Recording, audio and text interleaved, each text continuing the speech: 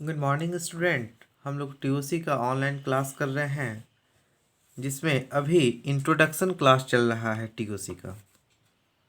पिछले क्लास में हम लोग टीओसी का इंट्रोडक्शन देखे थे, उसके बेसिक एलिमेंट्स के बारे में जाने थे और टीओसी में यूज्ड होने वाले ऑपरेटर के बारे में जाने थे। आज हम उससे आगे बढ़ेंगे और टीओसी में ग्रामर क्या है इसके बारे में इसका इंट्रोडक्शन जानेंगे। ठीक है, तो चलिए हम जानते हैं ग्रामर के बारे में। हम लिखे हैं let G be a grammar, let G be a grammar then G equal to capital G equal to capital V, capital T, capital P और कैपिटल एस। इसका मतलब ये है कि मान लेते हैं कि जी कोई ग्रामर है तो जी का इतना पार्ट होगा, जी का पार्ट होगा भी, टी, पी, एस। इसका मतलब जो ग्रामर है वो भी से बनेगा, टी से बनेगा, पी से बनेगा और एस से बनेगा। अब कहिएगा ग्रामर क्या है, तो ग्रामर का मतलब है कि हम लोग कोई ऐसा रूल बनाएंगे, हम लोग कोई ऐसा टीओसी में रूल बनाएंगे जिससे कोई लैंग्वेज जनरेट किया जा सके। इसी को हम लोग टीओसी में ग्रामर कहते हैं। तो ठीक है, हम लिखवाएं वेयर भी इक्वल टू, भी का मतलब है सेट ऑफ नॉन टर्मिनल्स। भी को हम लोग कहते हैं सेट ऑफ नॉन टर्मिनल्स, मतलब नॉन टर्मिनल्स को हम लोग भी से, कैपिटल भी से इंडिकेट करते हैं, कैपिटल टी से इंडिकेट करते हैं सेट ऑफ टर्मिनल्स को। और उसी तरीके से पी को हम लिखते हैं सेट ऑफ प्रोडक्शन रूल या प्रोडक्शन, मतलब प्रोडक्शन रूल को हम लोग इंडिकेट करेंगे किससे, कैपिटल पी से। और स्टार्टिंग सिंबल को, स्टार्ट सिंबल को हम लोग रिप्रेजेंट करते हैं कैपिटल एस से। ठीक है, ये ग्रामर का 4 पार्ट्स है, भी, टी, पी, एस। ठीक है, इसके बाद हम लोग को देखना है कि ग्रामर कितने तरह का है। ग्रामर 4 टाइप्स के होते हैं टीओसी में। सबसे फर्स्ट है रेगुलर ग्रामर, इसको आरजी कहते हैं। सेकंड है कॉन्टेक्स्ट फ्री ग्रामर, जिसको सीएफजी कहते हैं।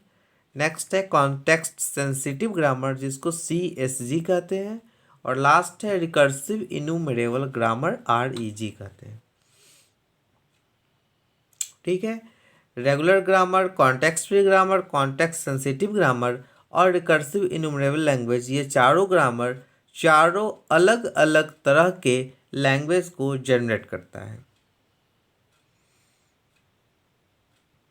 ठीक है, अभी हम लोग को सिर्फ इसके बारे में इंट्रोडक्शन पढ़ना है।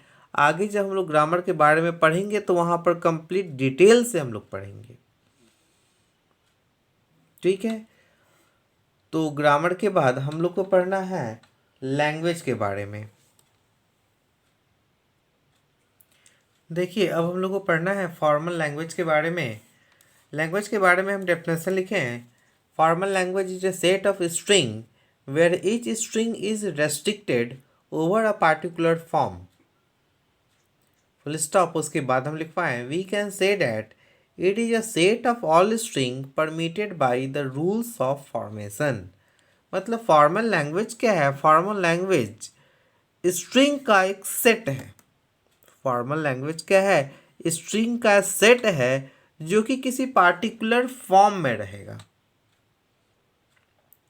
जैसे किसी भी फॉर्मल लैंग्वेज का अगर कोई सेट है स्ट्रिंग का, तो वो सारा का सारा स्ट्रिंग किसी न किसी रूल को फॉलो करेगा। ठीक है, और इसी को हम लोग बोलेंगे फॉर्मल लैंग्वेज। उसके बाद हम लिखवा है types of language. Types of language में सबसे फर्स्ट है रेगुलर लैंग्वेज, जिसको शॉर्ट में आरएल भी कहते हैं। सेकंड है डिटर्मिनिस्टिक कॉन्टेक्स्ट फ्री लैंग्वेज, जिसको हम लोग बोलते हैं डीसीएफएल। नेक्स्ट है कॉन्टेक्स्ट फ्री लैंग्वेज, सीएफएल। उसके बाद है कॉन्टेक्स्ट सेंसिटिव लैंग्वेज, सीएसएल।